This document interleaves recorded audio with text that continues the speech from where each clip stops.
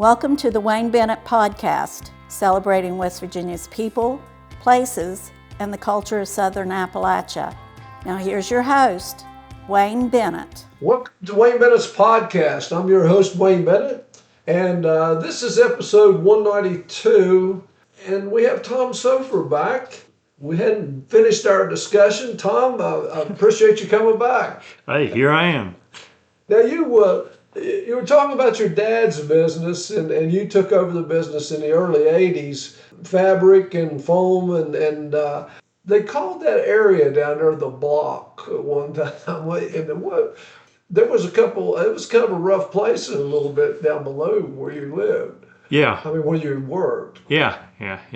I think I can only remember like having one broken window down there.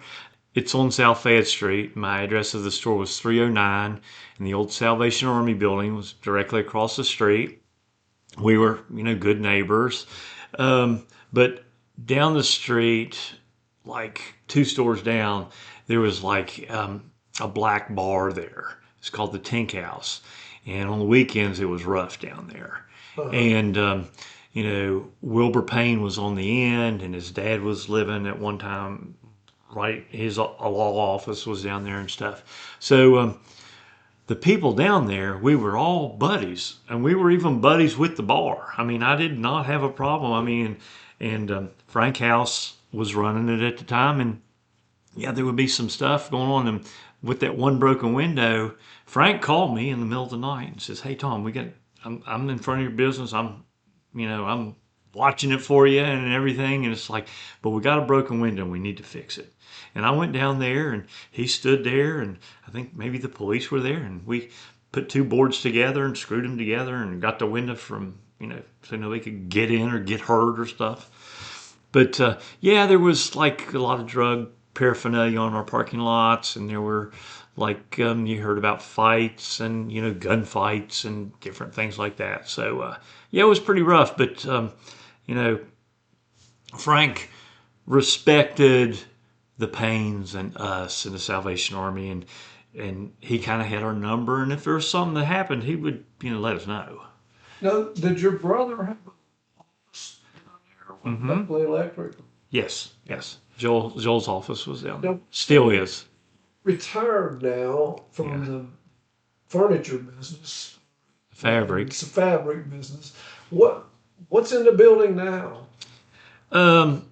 When you collect Social Security and you try to sign up for Medicare, they always want paid for their Medicare, insurance. And they always, if you're doing it online, they always want to get it out of your Social Security check.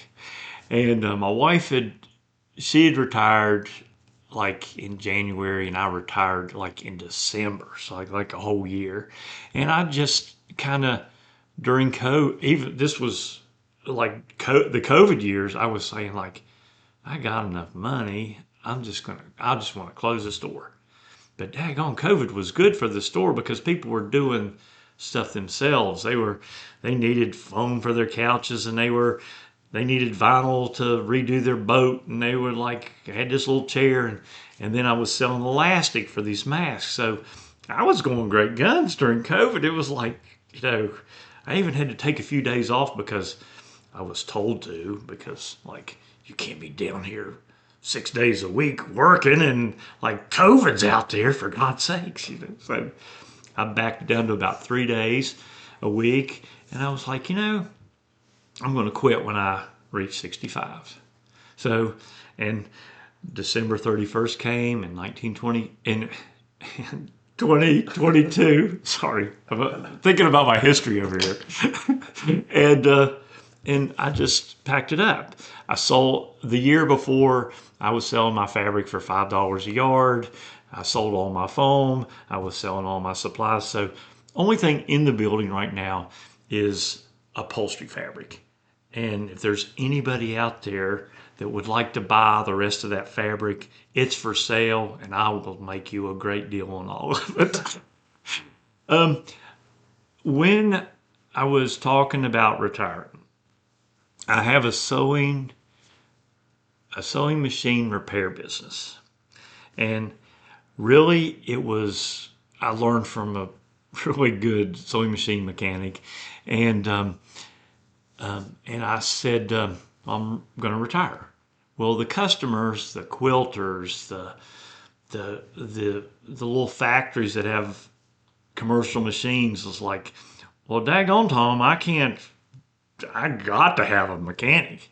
And I'm like, well, I'll do something. I'll make it work some way. I will not leave you stranded. So I have a little sewing machine repair business, which I treat like a hobby, you know, and like a backyard mechanic, or just something to tinker with. And sometimes I don't have, I'm open on Thursdays for 2 hours. What a job. From 11 to 1. And all I do is pick up sewing machines. People bring me their sewing machines. And then I'll call the people once they're done, and they come in the next week and pick them up. And I don't make very much money doing it, but it's just it's just something to keep me busy. Now you And it also keeps me in the building so that it's not vacant. yeah. I can insure it, things of that nature. And so it's Now you volunteer volunteer now, but you volunteered a lot like your dad. You got into softball coaching, and I Yeah. know you had your daughter going through, and you kind of followed her all the way up through yeah. that was, and I think I read one time that you didn't really know that much about softball when you started, and you got a book, A Little League's Guide to Coaching. I sure did. I sure did, and those were great years. I have a son too. He's Max, and I helped his. He's older than Kate, and I helped his team. I was just like an assistant coach, but then I go out to Little League, and I'm out there, and when you got a son, the daughter. When you got kids, they're usually not too far apart in age-wise, so.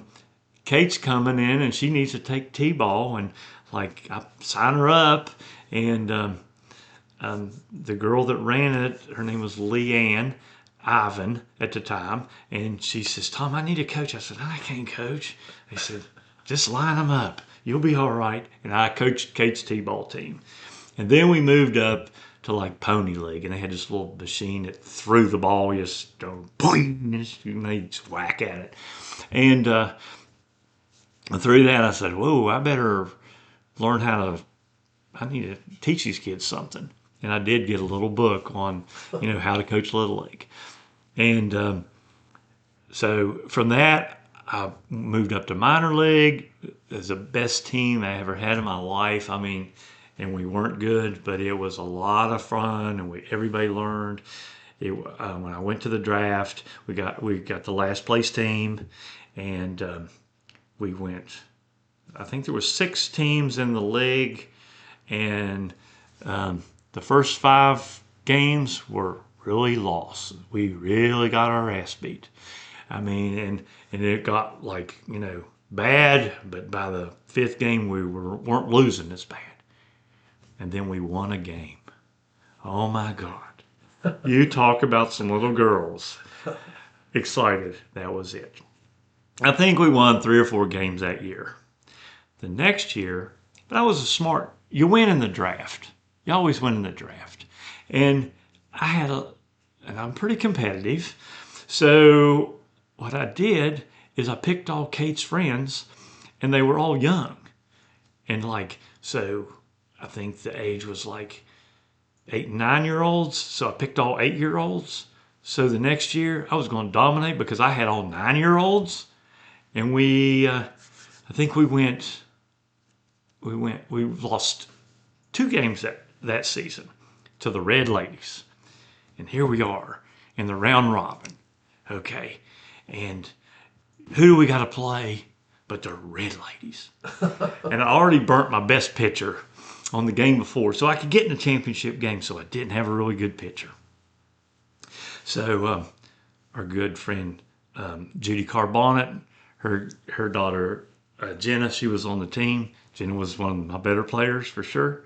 And I said, Jenna, I want you to park right behind second base. You're gonna take care of it all. It's like, and you didn't need many outfielders because they couldn't hit the ball that far. So we're playing the Red Ladies, and we're looking over there, and they're all jumping around, and they're like, like, we got this. Well, that game went like, it kind of like, they went ahead, and we went ahead, and they went ahead, and then when there's like the 6-4 victory that the Swans, our little team, won, I'm telling you what, that had to be the best day of my sporting life, was winning the round robin against the Red Ladies that had beat us twice in a year. We were so happy. I mean, parents and kids, and then all through my Little League career, I always tried to pick the last place team, so I got first pick in the draft. I'm not sure that's the goal that most of them. Well, I think everybody ought to serve their dues or pay their dues in Little League. I coached 2 years, and the first year that I coached, I was just helping a buddy out. I didn't have any kids involved or anything, and we weren't very good. But I enjoyed it. And then the next time when my oldest son was playing, and it was one of those things, we were kind of guilty of what some of the other teams did.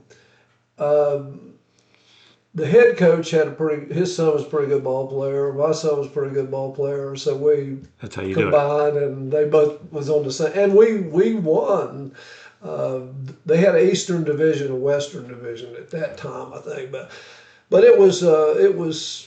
And then I got to coach my sons later in junior high and stuff. It was a great experience, But when my oldest son moved up to Woodrow Wilson, he played football, wrestling, and baseball, and I was a wrestling coach. And he said, and it just so happened a wrestling job opened up at Woodrow when he moved up.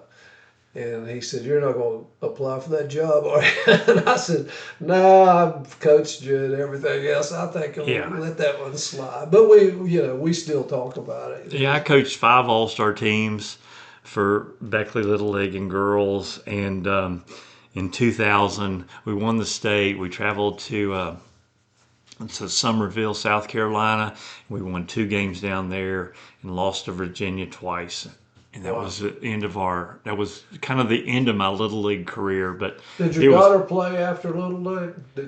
She played one more year after I left Little League, and she played for Woodrow for 3 years. Yeah. When did you decide to get into politics, as far as city politics? Wonderful, wonderful question.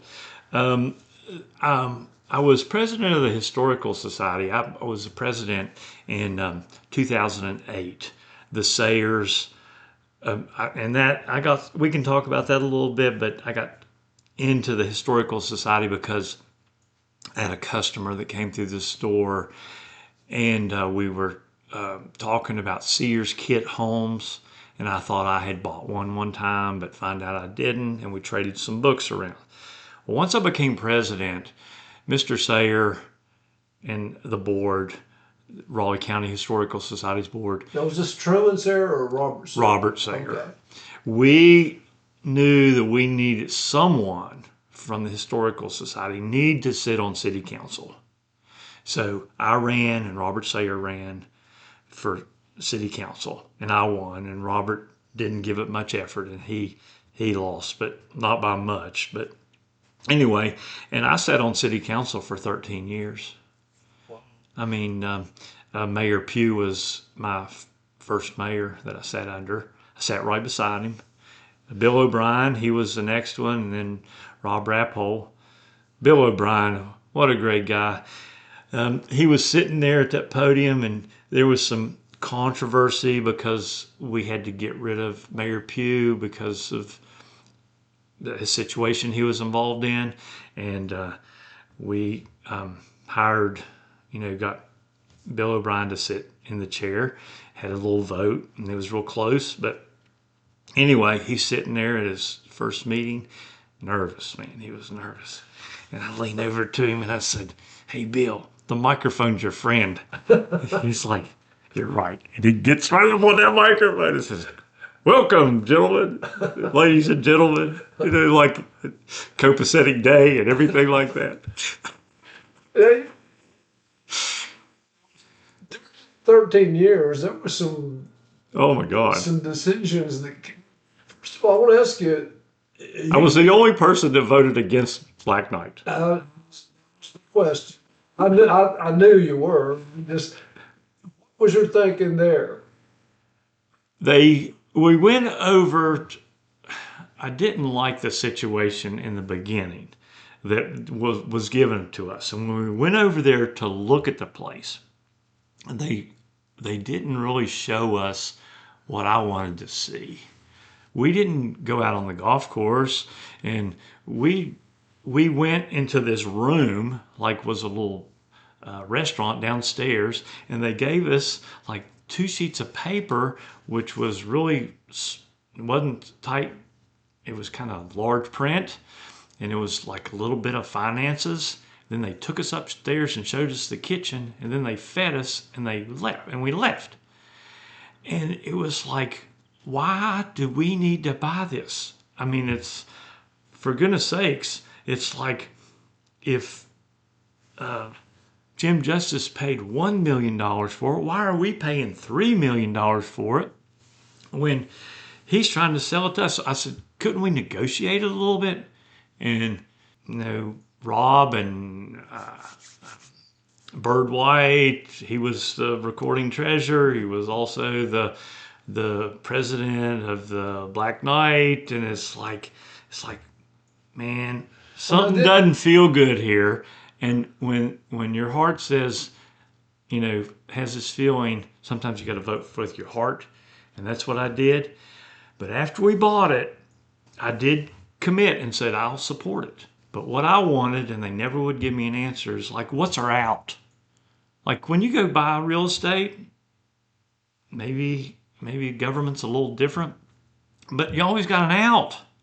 I mean, your house, it's like, well, I'm putting this money in it and I'm living here and everything, but like, how much can I get out of it? Why did I pave my driveway? To make it worth more. Why did you put a roof on the house? It's worth more. Got to have a roof. But there wasn't that type of conversation going on. Yeah. And I really felt uncomfortable to support that. There's Fruits of labor, same thing. We bought that building up there. Next question. We bought that building up there, and I didn't vote for that either because I thought it was way too much money. I'm uptown. I see how much real estate prices are worth or what they are, and the lot across the street was valuable, but we look at it today, it's still a bomb. Looks like a bomb went off up there. Yeah. Come on, let's pave it. That uptown could be beautiful. We could. I always wanted to involve West Virginia Tech into like our engineering department. I still think that the city needs to hire, one engineer from WVU Tech, and they need to create an engineering department and work with, have interns work things. And like, if you don't think an intern could design a parking lot, or couldn't they design a police station or a fire station, and then maybe take a big time architect like Thrasher to come in and review what's there and say, ooh, I think we need to do this, that, and other. Come on, let's get really involved with tech. If we want tech to be our friends, we got to, we got to really go for it. Hell, and that wasn't happening. I want it to happen more. Well, you weren't for parking buildings either, were you? I mean, you wanted flat parking lots or... Oh, yeah. Yeah. You got to think of safety, lighting, and things. But the part that amazes me, and when I grew up, like a lot of people will say, that city of Beckley, downtown Beckley had a lot of stores, Yeah. and they would close on Wednesdays early, and they would stay open late on Monday nights, and a lot of people from out of town would come and shop on Monday nights, and of course the malls had a lot to do with the downfall of downtown Beckley. Yeah. It was just easier to go in and go into a store and come back out, and but even now there's not a lot to appeal to the public uptown unless they have a special event. And but I still have trouble finding a parking place. I mean, there's a lot of parking spaces around, but once you figure the federal workers and the state workers, and that's about all you have now is government buildings and lawyers and bondsmen. There's no, especially when they're having trials, you can't find a parking place downtown. Well, there's two things. They did have a parking commission, and council was the parking commission.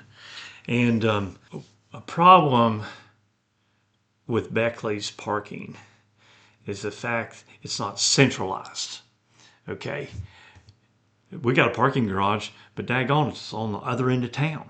Yeah. It's on the far end of town. Nobody's going to park down there and walk all the way up to Main Street. And then on the other time, before that, we had a parking building down by the YMCA, which was on the other end of town. It's got to be in the middle. And Beckley right now has a perfect opportunity to make it work. I mean, right in front of the water company, they got a parking lot there, and then below it, there's gravel that's blocked in.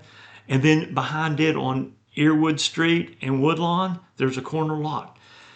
I feel strongly that all needs to be one humongous parking lot with some bushes and entrance and exits and make it look really, really appealing. So when people come into town, there could be a big blue P there. Go this way and send them into that parking lot. And don't put any monthly parking in there. All it is for the people. It's for the customer. Centralized parking. And the monthly parking, like being back to an old business guy, you don't supposed to park where your customer parks. The owner of the business does not park in his number one parking space. He parks at the far end of his parking lot and lets the customer park close to the door. And that would make a world of difference. It's not saying it's going to cure Beckley's problems because there's others, but daggone, that's a good start. If you've got, a place to park and you can tell somebody where to park. And if we drive by there and there's only 20 cars in the lot or 6 cars in the lot, it doesn't make any difference because that's where you park. And these monthly parkers, they should be parking out on the fringes and walking into their business. The one right beside the water company, that's a great parking lot, but it's all monthly. I mean, it could be metered, it could, be 2 hour free, it could be, you could manage it different ways. But that to me solves the parking problem. And one day, I don't know when it'll be, that'll happen. You have kind of an irony. You were president of the Historical Society, and Dave Sabre and that group, I don't know what the name was, the Preservation Committee or whatever. Yeah, it was Raleigh County. It was Beckley Landmarks Commission. Okay, they were not for any type of demolition of buildings, and you had a demolition down on Prince Street. You've had a couple buildings just fell in. Yeah. But how do you feel? I never they always wanted me to sit on the Landmarks Commission, but I never wanted to. I wanted to separate myself from that. But they don't even have one now, do they? It still exists. It runs through code enforcement, and they I don't know who's on it. But that program, that really works. It really does. Look at Lewisburg, for instance. They have a Landmarks Commission. Look at Charleston. It works. But you got to play. You got to follow the rules. And everybody has to follow the rules, you know, and when people deviate from that, and they're allowed to do that, give people an inch to take a mile. And that's what's happened with the Beckley Landmarks Commission. I mean, the administration has gotten people to be, you know, oh, that'll be all right. Or sometimes they would like put up an awning and then go to the Landmarks Commission and ask for their permit for the awning, which is already up. Mm-hmm. You know, things like that. That all came about back in the 90s when Beckley did their revitalization of uptown with the brick streets and the sidewalks and the light posts, and took the power lines away from the street. That they were declared they were a historic district, and through a historic district, that's you have to apply for this through the Department of Interior, the U.S. Department of Interior, to become this, and it allows you for federal grants and things. Mm-hmm. Okay, so, but right out of the gate, I mean, as soon as they put that together, they tore down the old Beckley Theater. So they started breaking the rules before it even really got started. Yeah. I want to go on record to say that I would really love for the Black Knight to make it, you know, as a golf course. I mean, I do too. It's close to home, and it's a good course. No water, but it's a good course. But now, since and I will also say in defense, when Jim Justice bought it for $1 million, but now he did put a sprinkler system in, I think, or at least a partial one. So they spent some money on it. But he put an elevator in the building, which was a good thing. That was probably for him personally, but maybe. But now, you know, you go over there, and you know, as far as the people who work there, I have no issues at all. But you know, the cart paths, there's no cart path. They're terrible. I mean, and they no improvements at all. You got old tennis courts sitting over there that could become pickleball courts in a second if you threw a little money that direction, you know. And it's just kind of sad. It really is. The cart paths, I've been after them from day one. It's like, come on, let's put a cart path all around that golf course, and let's put it in gravel. We don't have to blacktop it. Just gravel it in where you want the cart path to be, and beat that gravel in the ground. And then one day, we just say, we got some extra blacktop. Let's pave a little piece of it.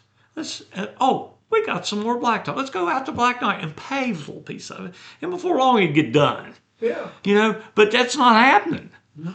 You know, and like on Leslie Baker, she's like the parks director, and she kind of runs that place. And I've told her several times, it's like, why don't you create a golf committee? And you get like 6 people on the golf committee, and they meet once a month during the summer months, and they have to play at least one round of golf, you know, before they get to come to the meeting, you know. And then they sit down, and it's like, you know, that tree over on 3, that branch hangs off out there pretty good, and like, you know, we always hit that branch. It's like, could we cut that off, you know? And that's how you get things done. Yeah. You know, through committee, and committee works. We might not even get to it today, but the Beckley Mill, we're going to get to that. Emmett Pugh, he gave me permission to create a committee, and that's a daggone committee's work. Another thing about Black Knight too, and I always, you know, I'm not a great golfer, but I do like to play, and there's no bathrooms, there's no porta-johns. I mean, you're out there on number 4 or 5, and unless you go behind a tree or something, I mean, you're and it's kind of hard to hide, you know, out there. And I always thought, you know, at least put a porta-john somewhere, you know, and nobody's ever. There used to be a long time ago, this was before the city bought it, on number 7 tee box, there was like a little awning over there, and they had a pop machine over there, and there was a bathroom right there. It's not open today, but I mean, it should be. But I'm an idea man, and the Black Knight, I always thought that it's like inside the building. Why couldn't we create like little storefronts in there? Just think how nice this would be, and it would be inexpensive. That you come through the side door, because we don't come through the front door. We're coming through the side door of that building, and off the parking lot, and there was there's a little foyer, and then there used to be a restaurant there. That restaurant needs to open up as a restaurant, and it'd be short order cook, like hot dogs, hamburgers, barbecues, just kind of quick, sell beer. It's got tables there, and treat it like a clubhouse restaurant for the golfers. Yeah. Okay, because when you come in, and let's say you want to drink, well, they got a little figured out now, but let's say you want to buy like 6 beers, and you go in there to that restaurant, and you can say, I want 6 beers, and they got a 6 beer special, and they put 6 beers and fill it up full of ice in a plastic bag, and off you go. They get to have that place, but they don't. No. And then around the corner, let's say you open up a space so somebody could be a barber, or they could be a hairdresser, and then a massage therapist there, and have a little place on there that sells knickknacks so people can look at and things, and create like a little tiny mall there where the ladies might be able to go upstairs and play cards and go downstairs and get their hair done. They can spend half a day there. Well, you gotta get people like loving it. Mm-hmm. And have the golf course, but it really, I think you can spin it off of the golf course, but it's got to be accessible. There needs to be there is a bathroom there now, but it's kind of behind the office but it needs to be a real bathroom, like a locker room bathroom, got 2 stalls and a toilet and a place you wash your hands, Now, when you first became a city councilman, the General Alfred Beckley's home, did they have houses in front of that at the time? I've got that on my list. Yeah, there was one house in particular that was blocking the view shed of the Alfred Beckley's home because it sits back. Even the address is it's not South Canal Street. These 3 houses came available in front of the house. There was only one that was blocking, but then there were 2 down the street from it, and they came for sale through like an auction, or a real estate agent had them. But it was a foreclosure type property. That's what it is. It was a bank had it foreclosed.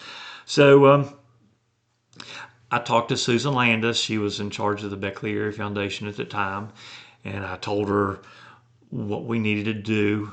It'd be nice to get that house. And she says, well, we'll talk to the Carter Foundation. And they gave us money for that house, and we bought the house. And the city, we gave the money to the city bought the house, and the city tore the house down, so you have a view shed there. There was money left over, and we gave it back to the Carter Foundation. The Historical Society did. Our friend Pete Tirico, I think he sat on the Carter Foundation at that time, and his question was, Tom, why didn't he ask to buy all 3 of the houses? It's like, my God, Pete, I can't ask for that much money. He's like, you coulda. He's like, just get rid of them all. And I'm like, but I got accomplished what the Raleigh County Historical Society wanted, was a complete view of the property. And you out there now, and it's a beautiful lawn and the house, and What's the Ferguson stone? I love it. That's there, right? That is there, and what is the Ferguson? Let people know. Ferguson Rock. Ferguson Rock, yeah. Yeah. I knew about it through, I think Dave Sabre told me about it, and then there's a little book. It was called Atkinsville. And Ray Sutphen, he worked for the the Beckley Sanitary Board at the time, and he was working, and they were putting in the treatment plant down on Piney Creek. And this rock was getting covered up with debris, and it's hand stoned. It's scratched in there, and it says like S. Ferguson, F. County, 1814. It's like a really old rock, And all the lumber and stuff was getting thrown on top of it. And he says, we got to get that off there. And he says, well, you better get rid of it because we're going to throw it over in the creek. We're going to haul that away.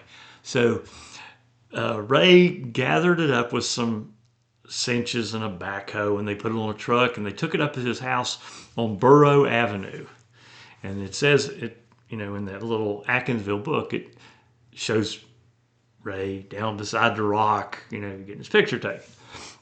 Is that Bero or Burrow? Bero. It's over near kind of Sylvia. It's over in your neighborhood. We call that Bero. Bero. Uh-huh. Yeah, we call it Bero. I don't know. Okay. Well, we know where we're at. It was in his backyard.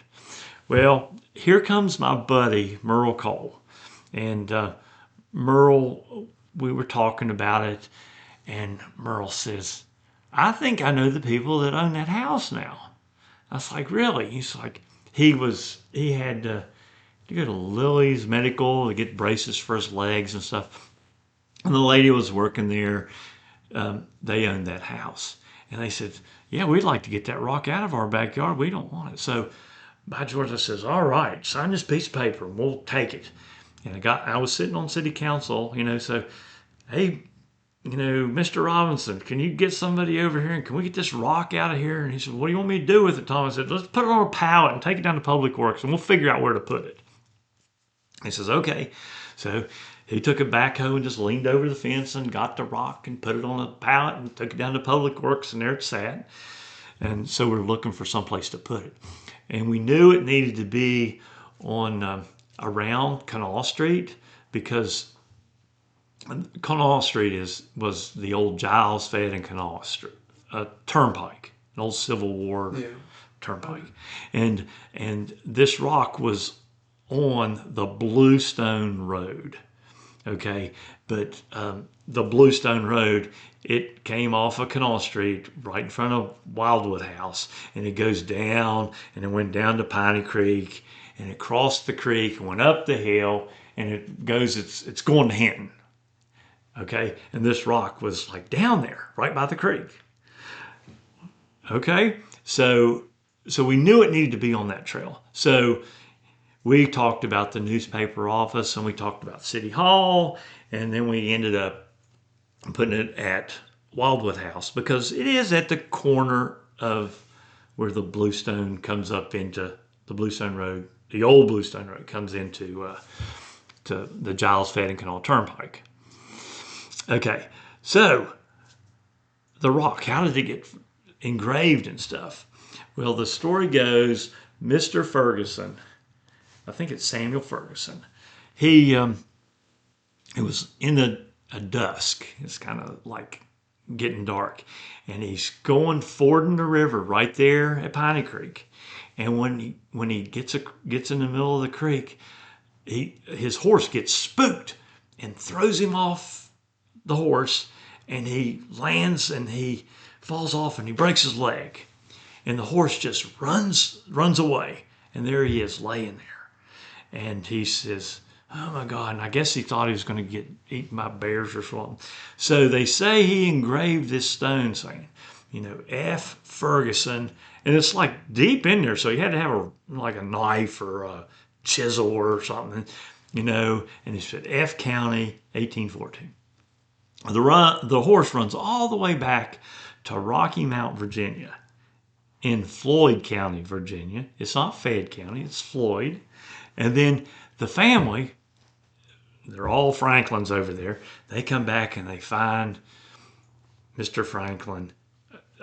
Ferguson dead.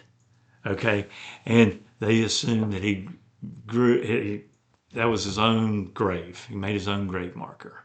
Okay, but so we go check about the story, and we call Floyd County, Virginia, and the girl that answers the phone says, "Oh my God, you can't throw a rock around here without hitting, a Ferguson. They're everywhere. We know all about that stone. We know all about that rock." I go on and on about it. So it's a funny little story. Jim Wood, he wrote for the paper, and he's one of these books I brought is his. He says, he tells that story, and he also explains in it. He's like, well, it could have been that was the Ferguson. They were fur trappers, and this could have been their base camp, and this was their sign, that they put on their base camp. Like, they put up tents, and down at the treatment plant down at Piney Creek for the Beckley Sanitary Board, it is kind of a flat piece of property down there, and there's not much flat property down on Piney Creek because it's more of a gorge than there's just not a lot of flat land down there. But if anybody wanted to see the Ferguson Rock, they can go to Wildwood House on Kanawha Street across from the Memorial Baptist Church, and there's a park bench there and the stones there, and that story that I tried to tell is written down on a placard. Is the Wildwood House just open special days or periodically? We created Founders Day, which is around the middle of May. When we first put Founders Day together, that was been like in 2009, I guess.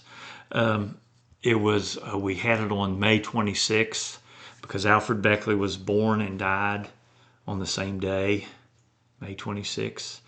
And we had free house tours, the Historical Society did, and the city, helped support this.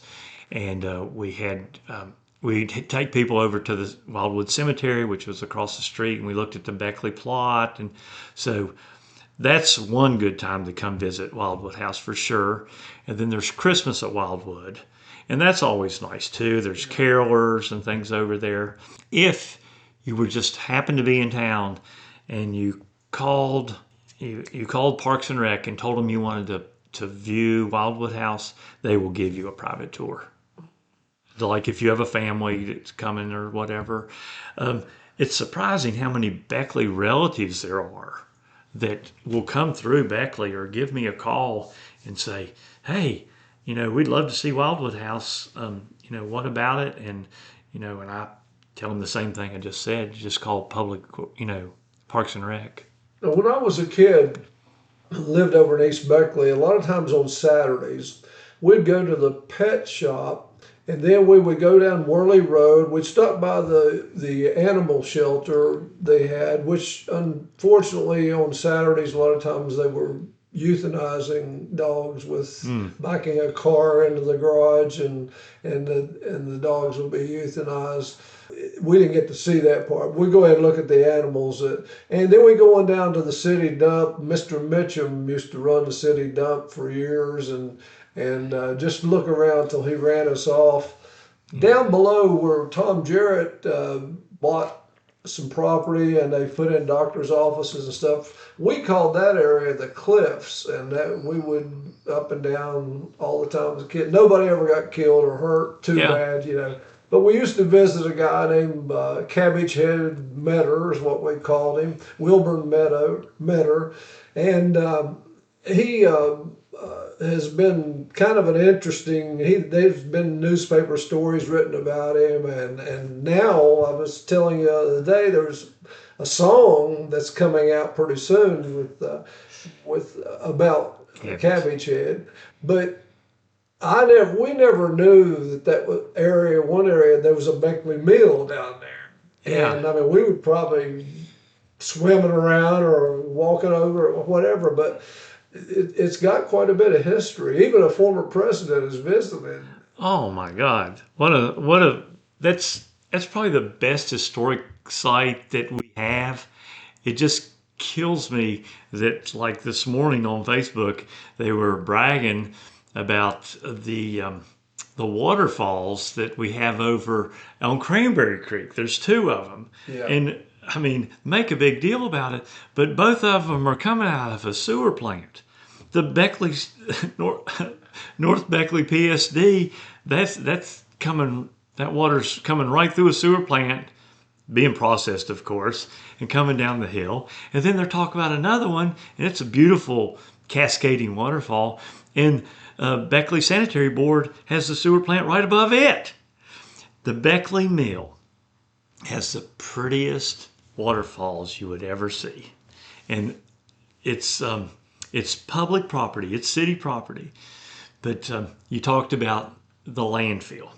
Okay, today they call this a brownfield because this landfill it's got carcinogens in it. It's like ugly property, and the city has given that property to the New River Gorge Regional Development Authority, and they are in the process of reclaiming this and like encapsulating it so that it's safe for the public to go through.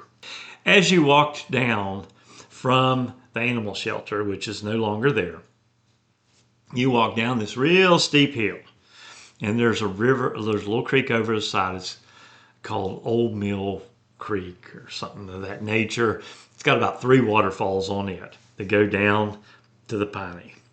But the road goes all the way down, and it made a little bend, and there's this humongous stone foundation down there, and that's the bridge abutment. And it went across this was Old Worldly Road. It goes across Piney, which the bridge isn't there anymore; it's washed out, and then it crosses the railroad tracks and goes up the hill and ends up at the Irma Bird Center. And before the interstate was built, that road continued on and went and catches up with the Scott Ridge Road. If you go up there to Cherry Hill subdivision, in that subdivision is Old Worldly Road. Okay. It's the same road. Okay? At this bridge abutment, if we're coming up to the back, going across the bridge abutment, to the left is the old Beckley Mill ruins. And through a lot of help from the National Park Service and David First, Andy Steele, we had this property put on the National Register of Historic Places. There's about 2.5 acres down there. And we first went down to investigate it. It happened when my wife had retired and got a volunteer job, working for the Piney Creek watershed. And she's now secretary and treasurer, and she's still, since 2009, she's still very involved in the watershed. The first or second meeting I went to, Jeremiah Johnson, who runs the Beckley Sanitary Board, he said, "Tom, could you pull up some history about Piney Creek? We need to put this on our website or whatever." So I got with David Cybray, and David says, "Oh man, I got someplace to show you." So we walked down this trail, which we were running, we were underneath the knotweed, and it was in the summertime, and it's hot, and it's and I didn't like snakes, and it's there's got to be snakes here, And so we go down there, and the weeds are up to our waist, and he shows me the site in this foundation, and from that point it was oh my God. So we went back and told Jeremiah, here's a place, got a humongous, beautiful waterfall down there, and then here's this stonework over here that's just humongous, and I've learned so much about the Beckleys.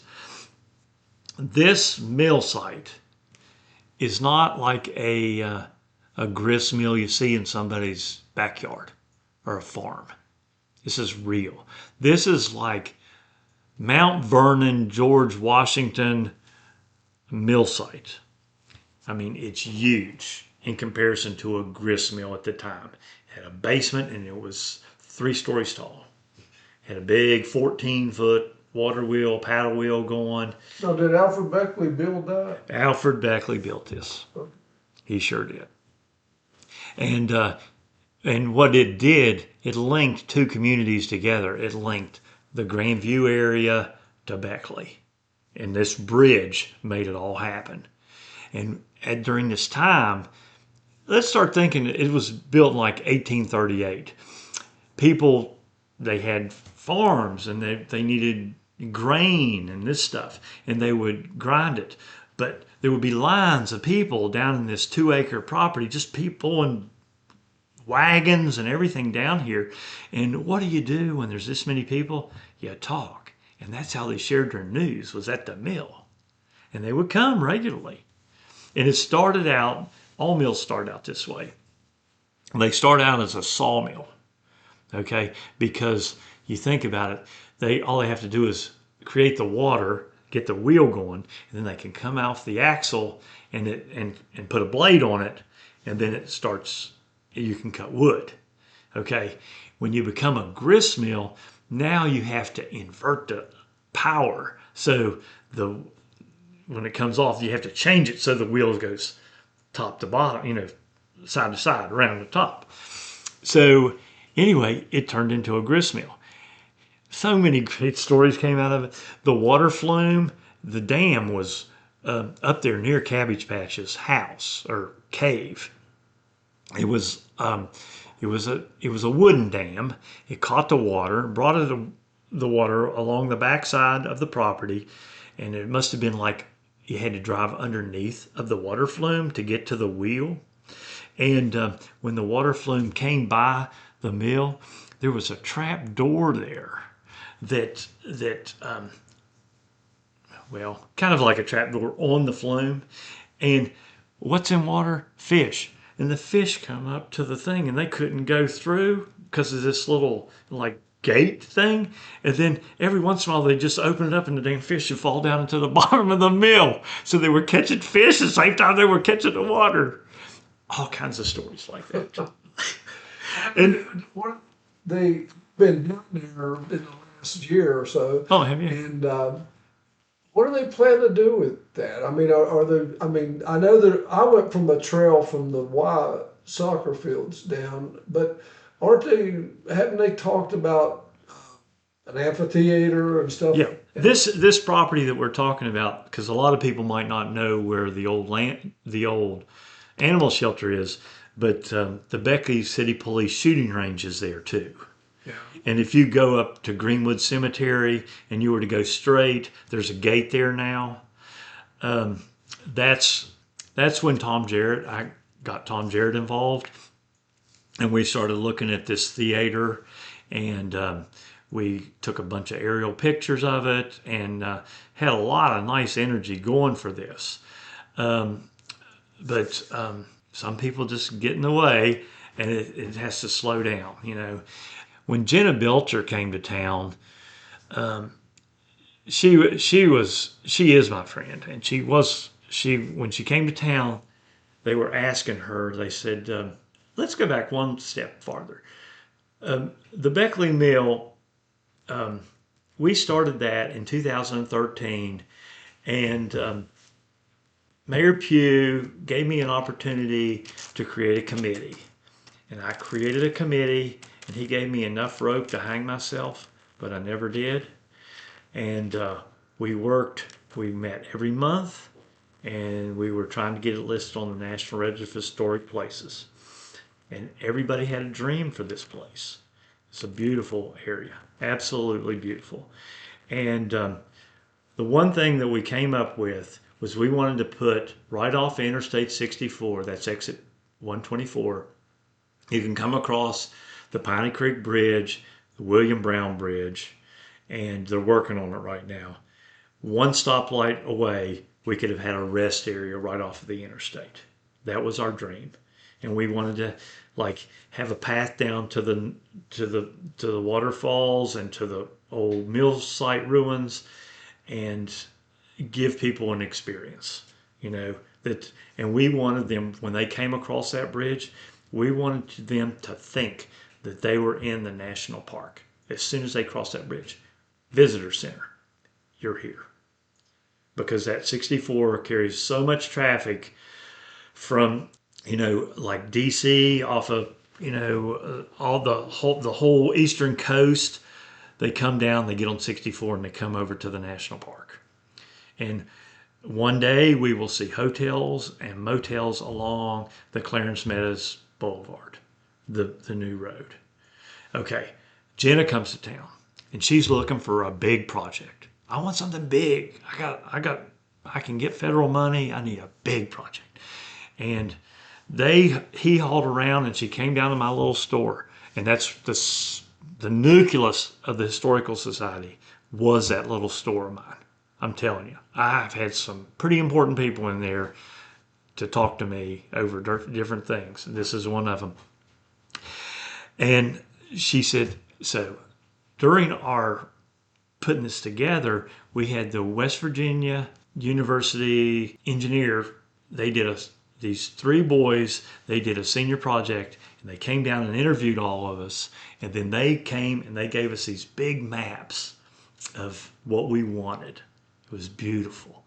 And Jenna comes down to the store and she didn't know what to think. She came into a little fabric store and I opened up those things and she still has them. And she looked at them and she says, oh my God, what a dream. She says, this is exactly what we're talking about. I said, have you ever been there? She says, no. I said, we're going to take a field trip. So we got a couple side-by-sides. We went over there, her and the mayor and her staff, and Corey Lilly and Mr. Robinson, and we went down to the mill site. And she gets down there and she says, oh my God. And she looks at her people and she says, this is a dream. This is a shovel-ready project. I said, yes, ma'am. It's like in that old dump up there, we've already filled out the paperwork through the West Virginia brownfields to get that studied and find out how we can reclaim that. And she says, oh my God, I'm ready. And she goes back and she writes a congressional earmark for $9 million for a theater and a visitor center. It was wonderful. But at the time, Donald Trump was in office and they cut the spending on the transportation bill. So it didn't go. So a few years go by and she has an opportunity to write another congressional earmark. And she writes it again. She writes it through Shelley Moore Capito. The first time she wrote it through Manchin's office. And the same thing happened. It got cut. So one day, this dream of ours will come to life. I mean, and my God, we don't even know what we have. I mean, this is, when you go down there and you see it and you've experienced it, it's so peaceful and tranquil down there. And Alfred Beckley, his son John, had a house down there on the property. And this was back in the Civil War days. And like Rutherford B. Hayes, he wasn't president at the time, but he was the one who captured Beckley and took him to Ohio. And he came down and visited John down there. And he in his diary it says like this is the most romantic site. He says it in his diary. And it is. It's just, you can just hear the waterfalls churning, and it's relatively flat right there. It's just amazing. It's a hidden gem that you can reach this if you ever wanted to go see it, because you can't have public access through New Jersey Avenue where Greenwood Cemetery is, but you can go over to the soccer field and you can get on those trails and they will direct you to the old the sign says mill ruins. Mm-hmm. And when you go there, it's a story. Now, it's beautiful. Of course, it looks like, of course, Jenna's not working for the river. Regional Development Authority now, but it looks like Beckley, and this is, I probably won't get to see it in my lifetime, but it's trying to become a trail capital of the. Oh, glad you mentioned that. I told you my wife was involved with the Piney Creek watershed, and where those other waterfalls I was talking to you about, that like where the Piney Creek Preserve is. This is on Cranberry Creek. It's over near Brandy's Mufflers. You can cut down and go down this been hill. there. Yeah. Well, okay. That the West Virginia Land Trust was given several hundred acres in there.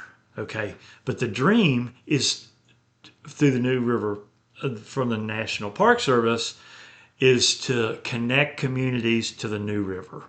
Like they're connecting Mount Hope through Dunloop Creek and, and Beckley, the only way we can get to the New River is through Piney Creek. So since 2015, I've been working with Gary Moorfield and Detlef Olfer from the county that we needed to get there. And Jim Justice has always been in the way. And he hasn't been a friendly person to allow us to walk through his property to Piney Creek. But just like Well, 2 weeks ago, yes, just recently, some charitable group that bought a lot of that. Yeah, Ace Appalachia, I believe it is. But and that's right. And now we have access to it. And all we have to do is go down there and touch Grandview National Park. And man, we're in. Because the park will come to us. Yeah. Yeah, and we're there. And this is this path from Beckley to the New River will be 13 miles. Great. Unbelievable. And there'll be campsites on it, like little outside, trail campsites. Just, when do you think this is all gonna? We'll be to the New River. I'd be surprised if it doesn't happen by the end of the year. Really? Yeah. Wow. Because they've already got the trail kind of cut. Yeah. Or they've got it mapped out, and a group of volunteers can go down there and they'll knock that out. Now they might have to wait till this fall, but let's go back just a little bit. At one time, and this was one of those things that got real popular and then it didn't get popular. But you were kind of pushing for a horse park in Beckley at one time, weren't you? Or were you supporting a horse park? Oh yeah, well, my God, that's a long time ago. That's horse parks at one time. Oh, you got to have a horse park, and then now that was out of Tamarack is where that was going to be. Yeah.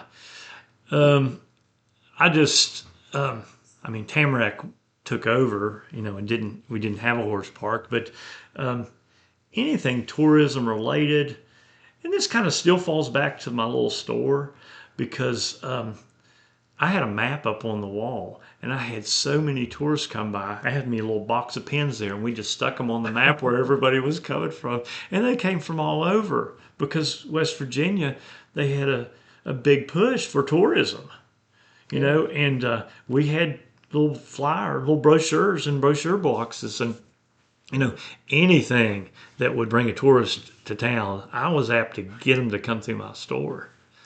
Were you for or against South Canal Street becoming a one-way street and I didn't like it. I still don't. There at Johnson.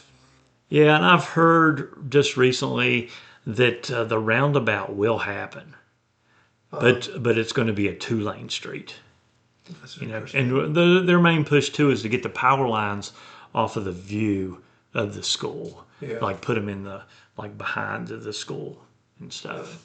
Now you were on the steering committee, the big committee that Dan Bickey kind of got started. Oh yeah. And I know Dan. I've known him a long time, and he had some huge plans, and he was willing to put money behind it. And what do you think would be different now if Dan was still alive in the city of Beckley? You think? I would say he would have probably bought a few more buildings and cleaned them up, and Dan had a plan, for what was going on there. I'll tell you one building he would have bought in a heartbeat. Still, somebody should buy it. Is the old let's say Beckley National Bank drive-through. It's down beside the Words loan office. It's like a humongous, maybe 2 or 3 three-story building that's got a drive-through under it. That building was on the market when we bought was the Zens or McBee's. When the city bought that, we could have also bought that one instead. And my push was for that. Put some apartments or something. They talked about like a hotel or something. But that building's back on the market for sale, and that's a heck of a nice building for somebody to buy and remodel.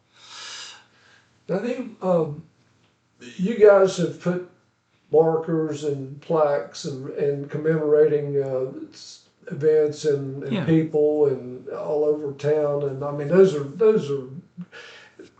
How about the Bill Withers? Did you have anything to do with the? Really much. I like the Historical Society, and I had a person that helped me. His name was Merle Cole, and Merle he retired. He was from like Baltimore, worked for the USDA, government employee, and it was a good writer. And he when he came to town, he got involved with the Historical Society. He's a little curmudgeon type person, and he was like, some people, he kind of rubbed them the wrong way and really pushy. But daggone Merle was my friend, and I took to him, and I supported Merle through everything. And he said, I'm going to make signs. I'm going to write signs. So Annie Moore, who was a newscaster for Channel 6, her and her husband loved Bill Withers, and they wanted to do something. And at this time, me and Merle and the Historical Society were working on all these roadside markers, these big aluminum signs, and there's one down in front of Stratton Elementary. Yeah. That's the Bill Withers one. And they said they want to do something. Well, this was before Bill even died. So you can't put a sign up until somebody's dead. And those signs are coming through the state culture center. And so Annie and her husband DJ, they wanted to pay for this. So we put it out there for like if you want to donate to it. So when we got a lot of donations, but they paid the balance on it.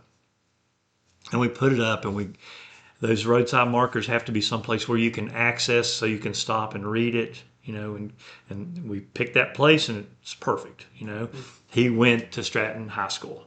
Bill Withers did.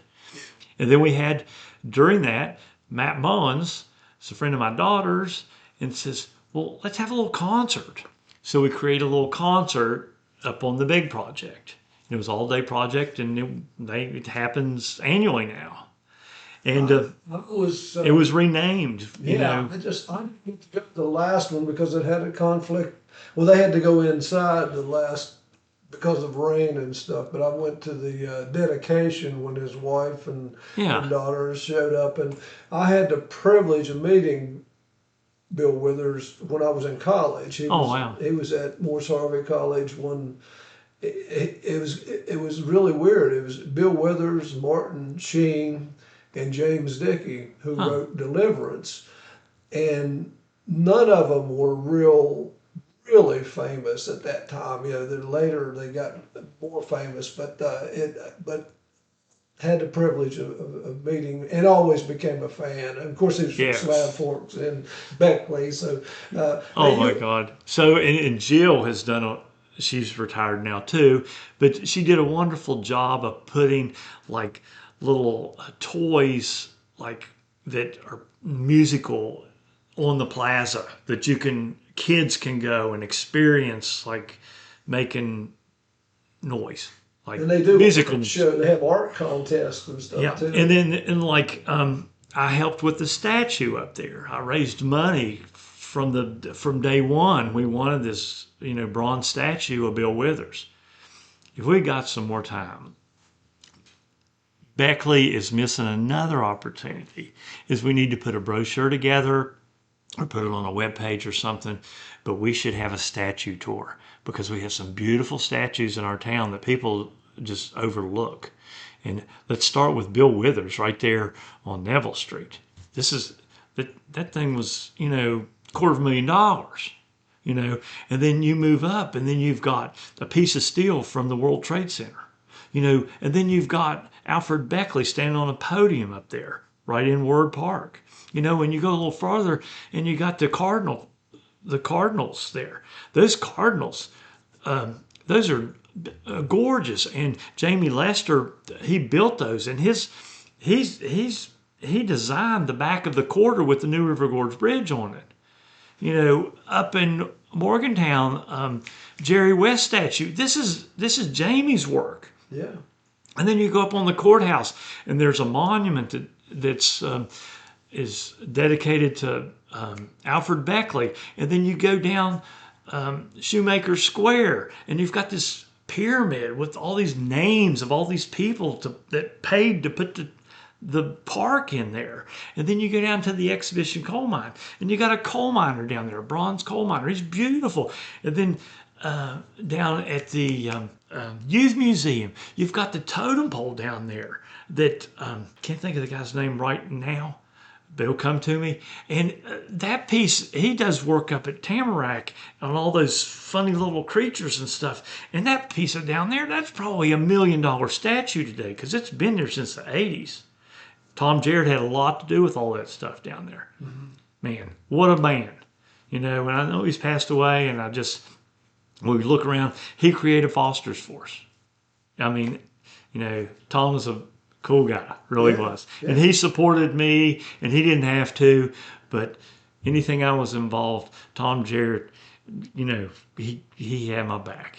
And that's what happened with the Historical Society that made things work. Is all those signs and everything. The Historical Society didn't pay for it, but we made sure we had some way or somebody to pay for all those. I mean, during Merle's, you know, career with us, I mean, we might have put up 30 signs.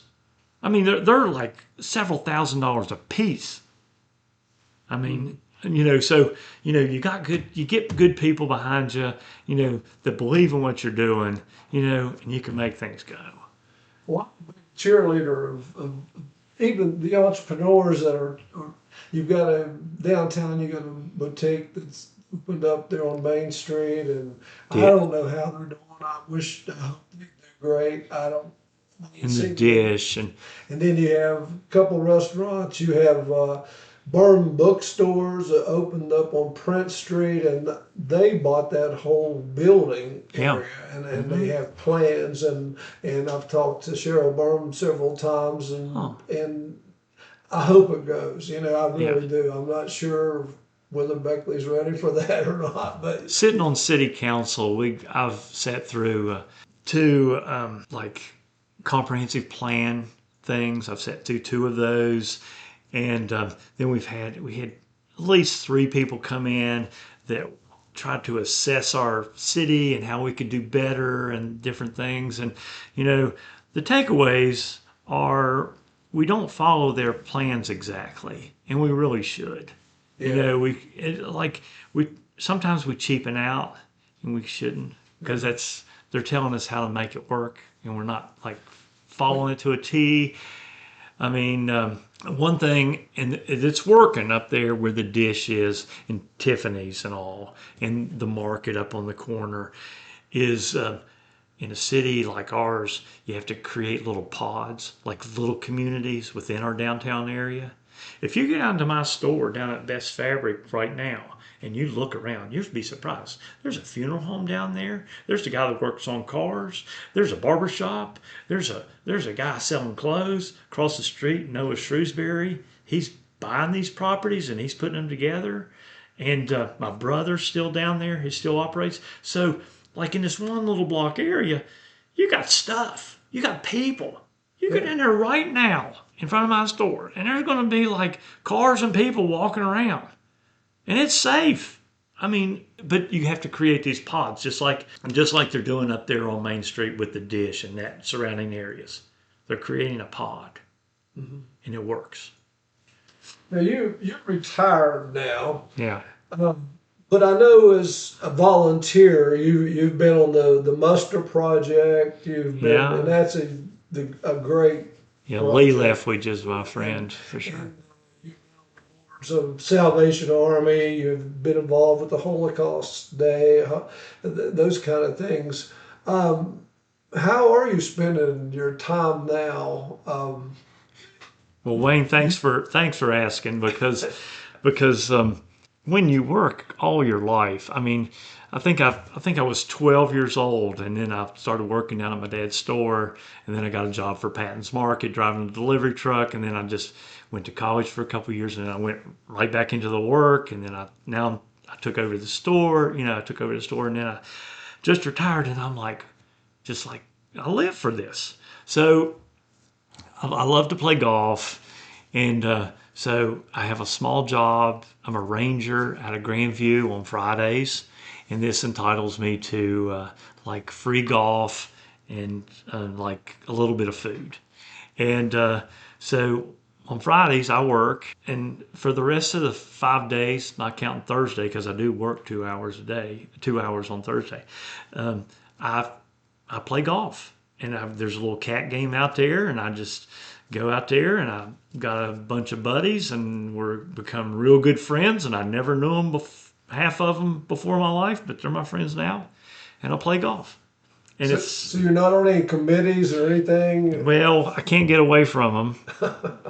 I'm not president of the Historical Society anymore, and I'm not president of the temple, and I still do go to lodge meetings, Beckley Lodge, Masonic Lodge. I go there, but I am a member of the Chamber of Commerce, and I'm working on a little project with Paul Hutchison and my Chad Hutchison and my daughter, and I'm back talking to the National Park Service, and I'm talking to Jimmy Riston, who just retired from the Highway Department, and we're trying to create a bridge tour.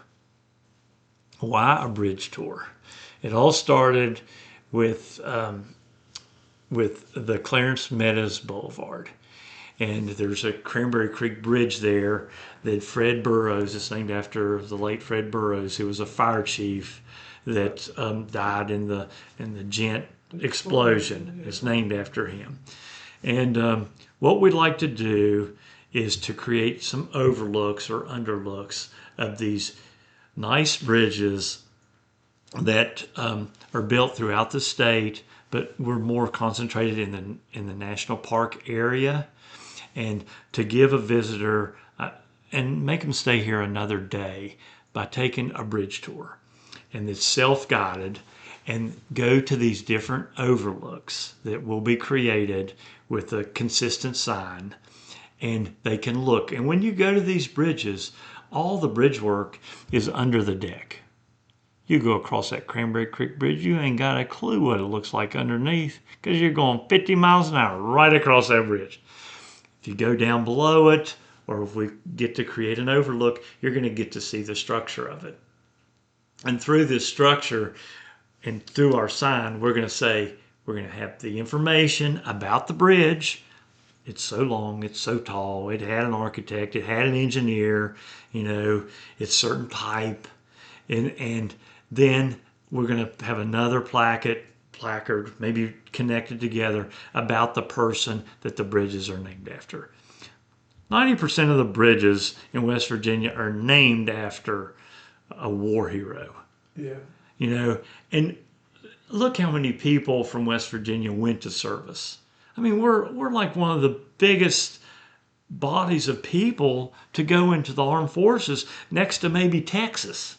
I mean, a tremendous amount of people. So it's like, oh, that's not really. But think, people that come to national parks, they're coming in droves here. And they all don't whitewater raft, and they all don't hike. But what do they come to see? They come to see the New River Gorge Bridge, right? It's on the back of a quarter, okay? But the State Highway Department, my God, they got bridges that are fantastic, works of art, but nobody knows about it.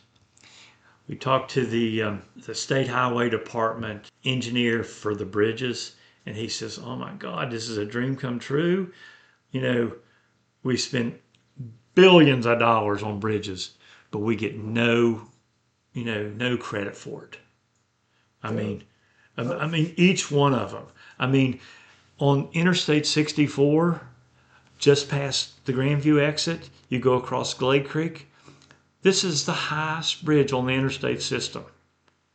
Nobody knows that because all the work is underneath. We just drive across it at 70 miles an hour. But if you just start thinking about these huge projects, the William Brown Bridge crossing Piney Creek, the one they're doing all this construction work on, this is tall, this is big, this is a huge bridge. It's like the repair job is $13 million. We should recognize that.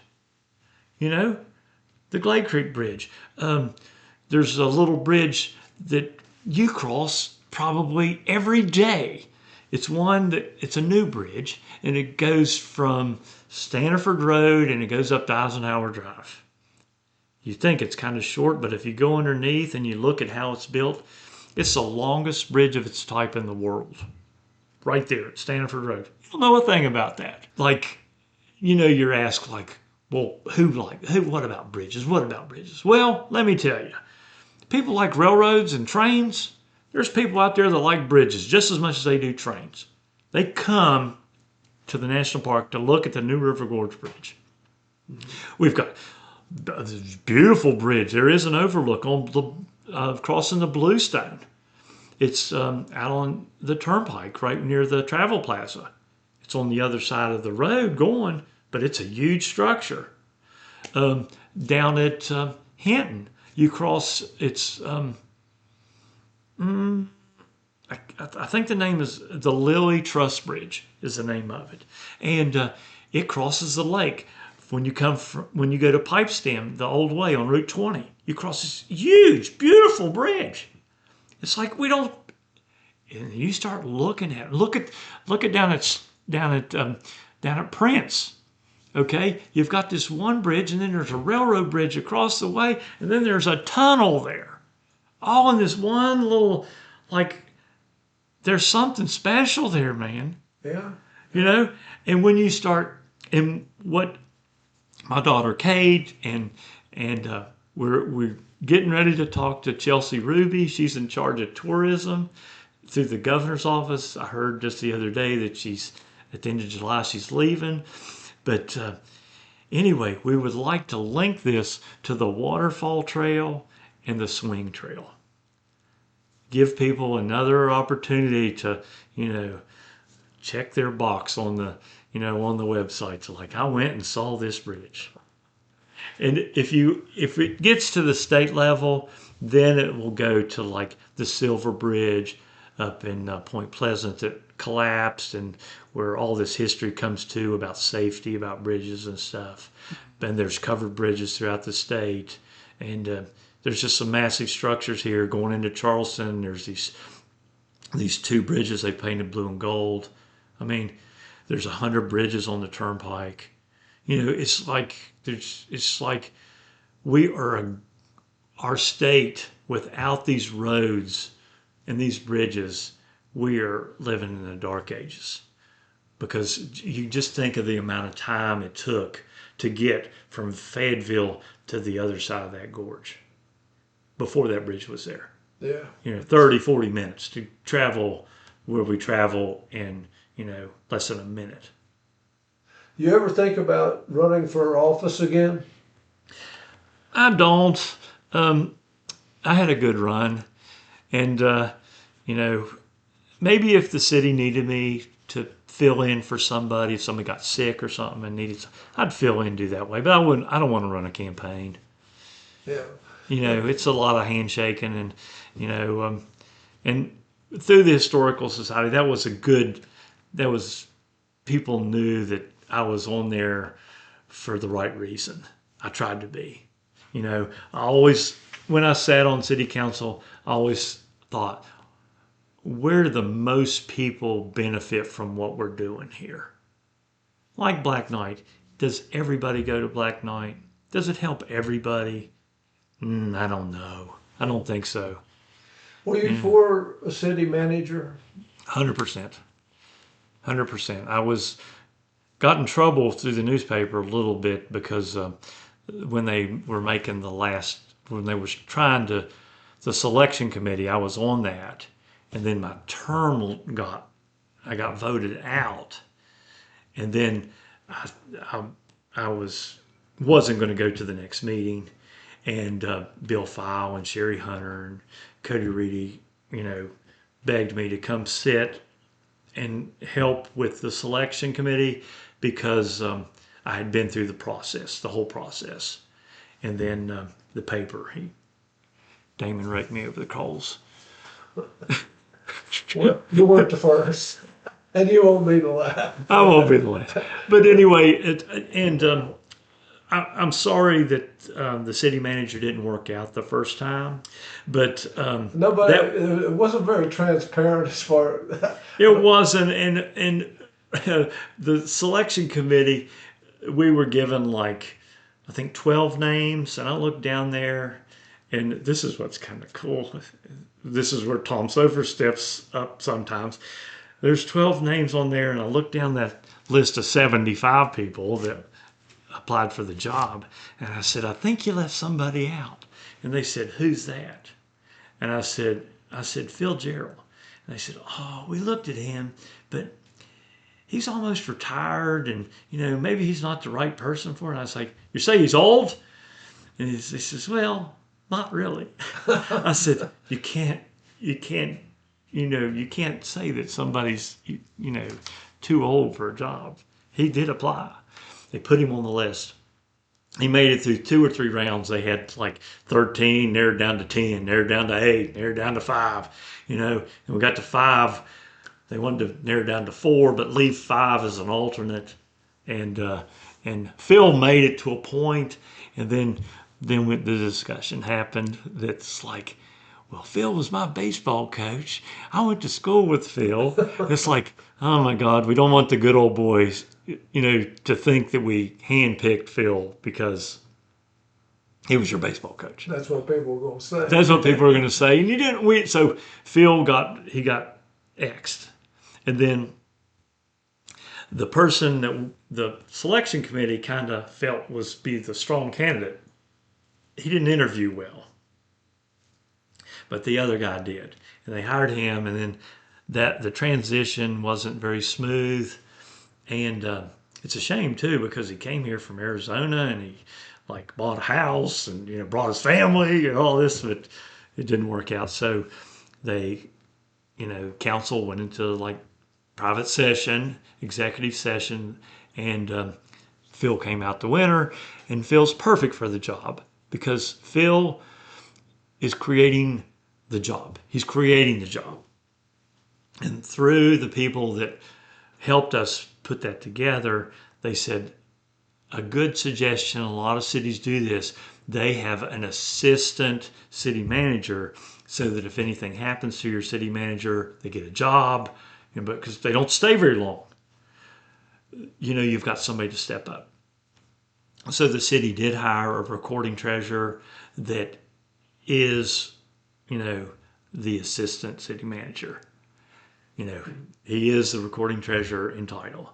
So if Phil decides to say, I'm good, Phil gets sick, whatever, the city has someone to step right in place of Phil. That's good. Yeah, but Phil did exactly what I thought he would do, and he's given the job its boundaries. And people respect Phil. Mm-hmm.